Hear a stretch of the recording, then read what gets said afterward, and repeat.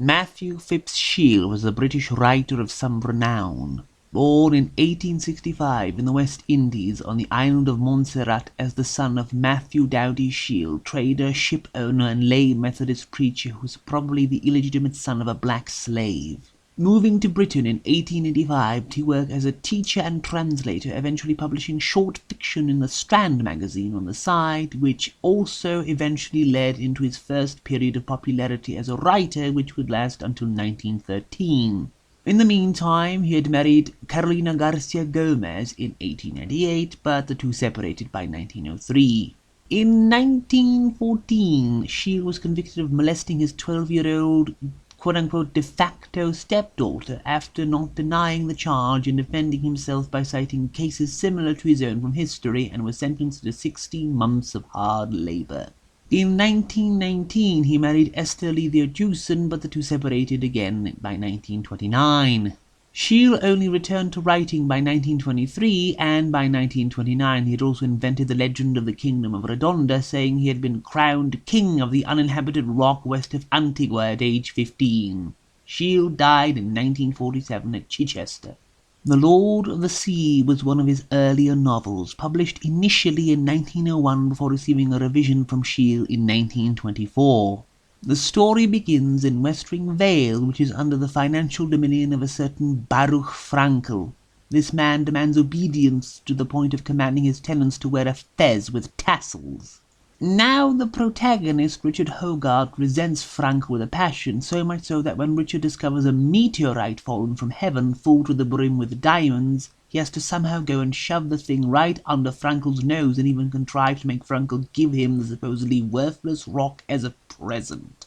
But soon his conflict with the man ends when he is framed for murder and sent off to prison. Here he is inspired to pronounce the most threadbare and nonsensical social philosophy of "if men paid rent to each other, ... and he escapes, using his fantastic wealth to build gigantic sea fortresses and declaring the ocean a sovereign state of which he is the absolute ruler, proceeding to fire on every commercial ship which does not pay him tithe. Meanwhile, the vile Frankel had kidnapped Richard's sister and driven her mad by making her constantly repeat that she is Rachel Oppenheimer. Soon, Richard quietly assumes control of Britain as regent and proceeds to enact legislation making it impossible for Jews to live or support themselves in Britain. To quote, "No Jew might own or work land, or teach in any cheder or school, or be entered in any public school or university, or sign any stamped document, or carry on certain trades, or vote, or officiate at any public service," and so on. Parentage, not religion, constituting a Jew. Unquote. Thereafter, Richard proceeds to command the lifelong expulsion of all people of Jewish ancestry, making them live in the Holy Land which he had seized as his property earlier. It doesn't matter to him these people had never lived there, and had in fact lived in Britain for generations. He simply acts as if British Jews have no connection to Britain at all, no matter how many generations their families might have lived there. Of course, once Richard finds out he is in fact a Jew himself, things don't go well for him, and he's also expelled from control of Britain, being assaulted en masse by members of Parliament, a scene I actively cheered on, because by this point I just couldn't stand the character. Eventually he ends up in the Holy Land, marries Rebecca Frankel, yes, Frankel's daughter, while Margaret is just suddenly cured of several years of madness and is quickly married off to someone as well. Upon Richard's arrival in the Holy Land, the people whom he expelled from their homeland for some reason then proceed to kneel before him as he arrives, and is then made judge over them for 60 years, and then we are told how, I really don't want to say this, how Jews in Israel are normal because, to quote, "it had been Europe only that, like a Circe, had bewitched them into bestial shapes."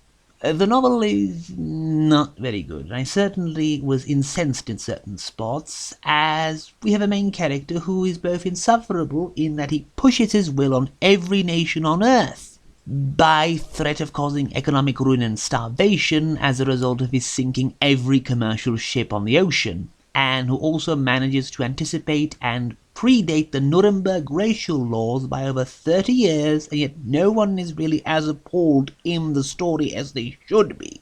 This part of the book alone is the most baffling to me, and had the main character not been Jewish, I'd feel justified in calling the book blatantly anti-Semitic, but as it stands, it just remains a book with an insufferable protagonist I wanted to punch in the face, usually every couple of pages. Mind you, this work is not representative of Shiel's qualities as a writer, seeing his superior short stories, very decadent and inspired by the works of Poe, or his well-regarded post-apocalyptic novel The Purple Cloud, which incidentally is part of the same trilogy of stories of the future narrated by a clairvoyant, which also includes The Lord of the Sea, as well as The Last Miracle, which I have yet to read. Hippocampus Press issued a selection of Shiel's choice stories along with The Purple Cloud in a single edition called The House of Sounds, though really it is just The Purple Cloud with a couple of short stories. Also, his early collections Shapes in the Fire and The Pale Ape and Other Pulses are available online.